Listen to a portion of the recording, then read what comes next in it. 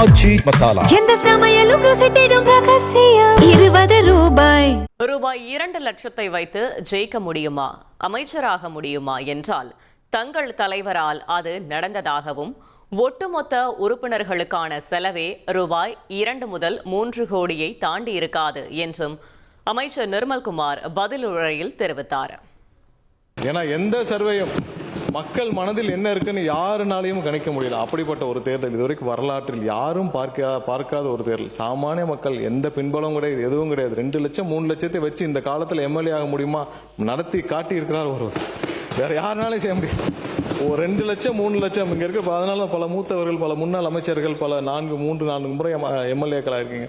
எல்லாருக்கும் தெரியும் 2 லட்சம் 3 லட்சம் வச்சு இன்னைக்கு ஒருத்தர் எம்எல்ஏ ஆக முடியுமா, ஒருத்தர் அமைச்சராக முடியுமா, ஒருத்தர் ஆட்சி அமைக்க முடியுமா? மொத்த கட்சி செலவே அதிகபட்சம் பார்த்தீங்கன்னா மொத்த எம்எல்ஏக்கள் செலவே 2-3 கோடி தாண்டி இருக்கு. அவ்வளவுதான் இங்க எல்லாரும் பண்றது. அதனாலதான் எங்களுக்கு எந்தவித பயமும் இல்லை. நாங்கள் இழப்பதற்கு எதுவும் இல்லை. எங்களுக்கு தேவை எங்களுடைய தலைவர் ஒருத்தர் மட்டும்தான். எங்களுக்கு எந்தவித பயமும் இல்லை. எந்த தேர்தலை சந்திக்க பயம் இல்லை, எந்த பயம் இல்லை. ஏன்னால் எங்களை எல்லாம் ஒண்ணுமே இல்லாம எங்களை இங்க நிப்பாட்டி வச்சிருக்கிறார். அதனால யாரை நினைத்தும் எந்த கவலையும் இல்லை. அதனால தைரியமாக மக்களுக்காக என்ன செய்யணுமோ அதை நோக்கி நாங்கள் வேலை பார்த்து கொண்டு இருக்கிறோம். ஆச்சி மசாலா. எந்த சமையலும் ருசி தேடும் ரகசியம்.